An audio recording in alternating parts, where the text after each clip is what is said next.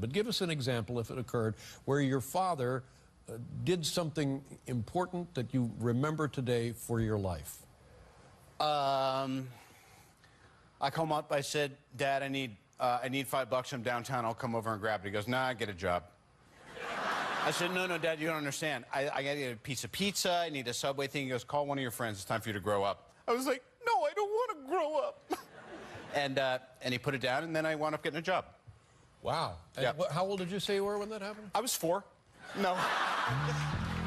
Here's what happened. And by the way, it's not like that's just an isolated incident where I'm sure I'd come to him a bunch before that. He finally had it. And I'm not saying that you got to kick your kids to the curb, but there really needs to come a moment when you realize that gravy train is over and you got to go make something of yourself. Yeah. Aside from that, he's as sweet a guy as you could ever want to know. Yeah. And when your dad hung up on you, did you have that knot in your stomach like, holy jumping crap, now what? Yeah. I just couldn't believe it, Daddy wasn't going to meet my needs. And what became of you then?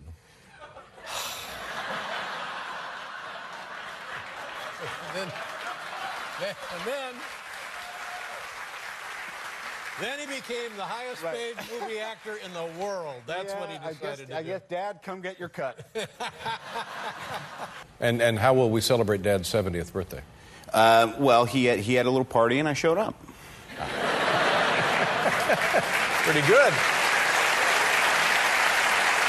Recently, you were in the south of France for the big film festival. Yes. Do you like going to that event? It seems like it's going to be fun. You're like going to the south of France, and then they're like, strap into a chair, we have questions. Oh. So you don't get to do all that much. And the Europeans are kind of like, so the Scanner Darkly is a crypto-fascist metaphor for the Illuminati. I'm like, I didn't understand. That is the only question I have to ask, you know, whatever. Well, that's a little aggressive, and unnecessarily so, I would think. Well, they're smart, too. So that's confusing. Look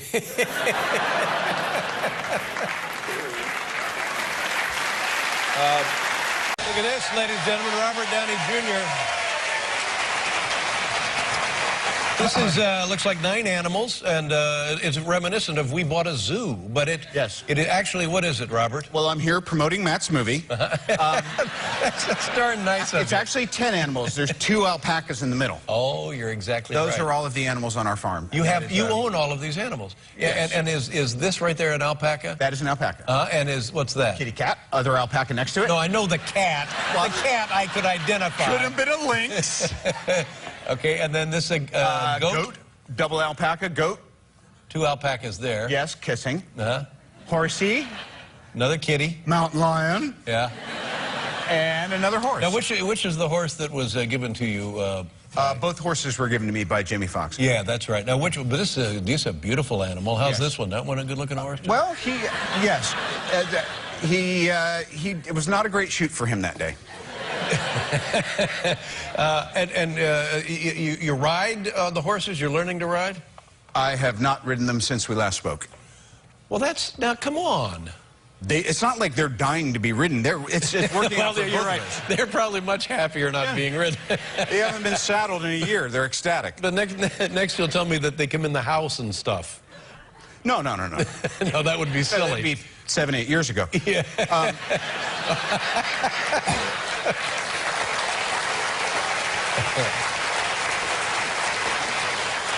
But the idea was you were going to learn to ride one of these horses, wasn't it? You know, I don't know what the idea was. By the way, love horses. I like them when they're in the stables, they're being fed, they're not having to work at a rodeo anymore. Right. And I don't have to get on top of them, act like I'm having a good time until they buck me out of the corral. Right, yeah. Well, they're dangerous. It can be very dangerous. Yes, we share this sentiment. They're enormous animals. Tiny, tiny little brains. Right. Let's talk about you. When I see you in these movies, I think to myself, whoa, this guy is a tremendous actor. Me too. What makes you think that, though? Well, because I see a lot of movies, so I get to compare performances. Oh. For example, in this film, you as Sherlock Holmes and Jude Law as Dr. Watson, I thought, this is two outstanding major league actors working here on the screen. So it was very entertaining to watch. Thanks for saying so. We had a good time. Yeah.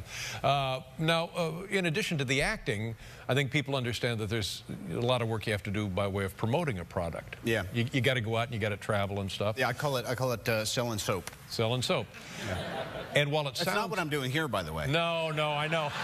You're here because you wanted to have fun. Yeah. And so far, I would call this fun. That's good. What kind of creep I am. Yeah. But the travel must be grueling after a while. Wait, you seem to have a slightly averse reaction to that. And traveling? What? Traveling? Well, no, also when I said that I'm a creep because I wanted, this is my idea of fun. I mean, I think I'm kind of crazy about you. Wow. Yeah. Thank you. And precisely because that growing up and watching you, I think you're the kind of guy who might actually knock Santa right out. I mean, or rather, I would hope you would, or you maybe have that kind of persona, but you're not really that guy, but I like it. All right, thank you. That's not the only reason, by the way. Thank you. Because I just heard that. Thank you. Anyway. I'm going to spend some time thinking about that. But yeah, I'm selling soap. So when But, I mean, you're out on the streets. This is Los Angeles, California. You had a friend. You found a friend. You made a friend. What do you do? Yeah, well, you know, actually, first of all, it was in New York. It was in New York? Yeah, out in L.A., I don't know. I'd have called some pretty girl smoking a clove cigarette. She'd have picked me up in, like, a, you know, Fiat stick shift, and we'd have partied or something. In New York, you know, it's different. I had to hustle. I think I wound up getting a job at a shoe shop or something. Really? Yeah, I think so. You worked at a shoe store? I did. Oh, that's wonderful. Thank you. Do you remember where it was? Yes. Oh, God. I think it was called Indian Walk Shoes on Broadway, right in the lower 80s, and I was fired after a week. No. Well, first of all, you just walk in and say, do you need any help? I'm looking for a job. Clearly, they were understaffed. Okay, so you're there for a week, and you didn't see eye to eye. So what was the issue? There was some shoes missing from the inventory. No, you can't go into a place and steal shoes. I wish Dad had stayed on the phone another 5 seconds saying, when you get a job, don't steal in the first week. Yeah, don't steal shoes. Wait till they trust you. Wow, that's too bad. Yeah, it didn't work out. I mean, this is one of the many things I admire about you, your life, and certainly your career, because they have all meshed in a way that not necessarily would have produced positive results. Yes, sir. But you have prevailed, and I think that's wonderful. Now, let's talk about the... I just want to say something really quick, too. I've been coming on your show for 25 years, and I just want to say that when I would come here and I didn't really have it together, I feel like you're kind of like, you're like a stepdad. Thank you. If Dave knows that you're not doing the right thing, he'll kind of be like, thanks for coming, get it together. And he'll turn around and walk away. Now you're quite nice to me. I almost feel like you'd have me back any time. It's all you. Now, I ran into a bit of trouble in Japan. I was detained and... What do you mean detained? How did that happen? I think it had something to do with my fairly distant past. Yeah. Not recent stuff like you or Tiger, but Wow.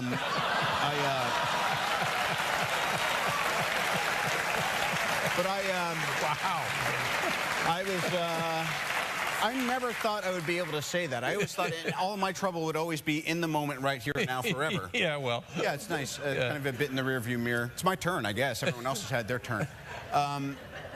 But yeah, I was detained. I was interrogated. Interrogated, really? Yeah, I think it was Where this is Japan, you said? This was Japan, Yeah. and I think there was some political trouble, like the prime minister had just resigned or something like that, which probably, if the prime minister resigns, clearly he wants to get out of Dodge for a minute. But I probably should have seen there's a sign that says no felons allowed, and it was in English and Japanese. And I haven't had that expunged yet. You can actually get things expunged, Really? but I've been pretty busy selling soap. I was detained, I was interrogated. God, it was a blast. So no, wait.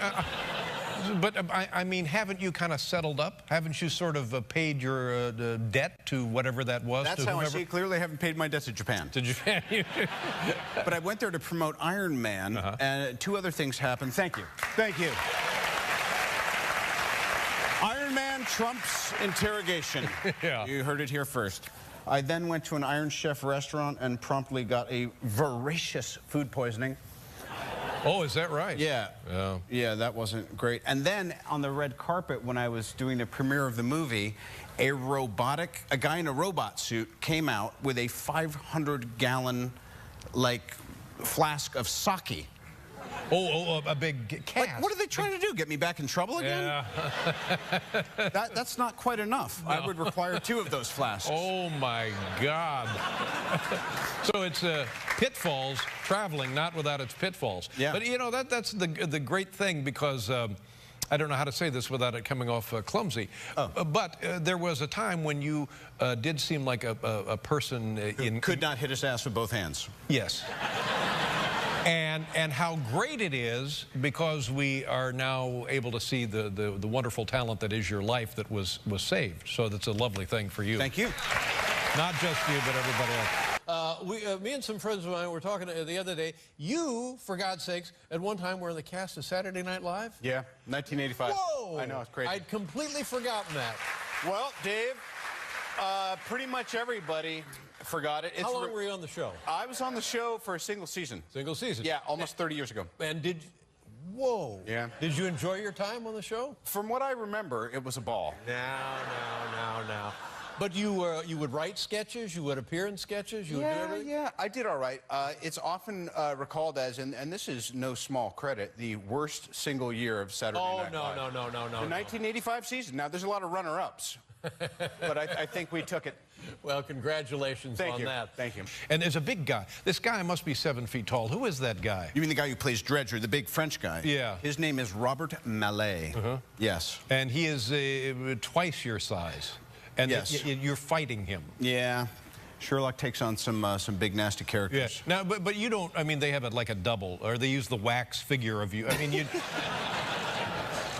No, I did any stunt where I could be seen and it wasn't hugely dangerous. I did. However, we had some complicated choreography, and I did catch one of his punches. Really? Took one right in the face? Yeah, it was like a freebie. I thought I was in the cosmos. I didn't know what was happening. Freebie. It was awesome. a little taste of the old days. Yeah, it was fantastic. Except, yeah, and, you know, stitches. Except the old, stitches. The old days with stitches. Yeah. And were you actually knocked unconscious?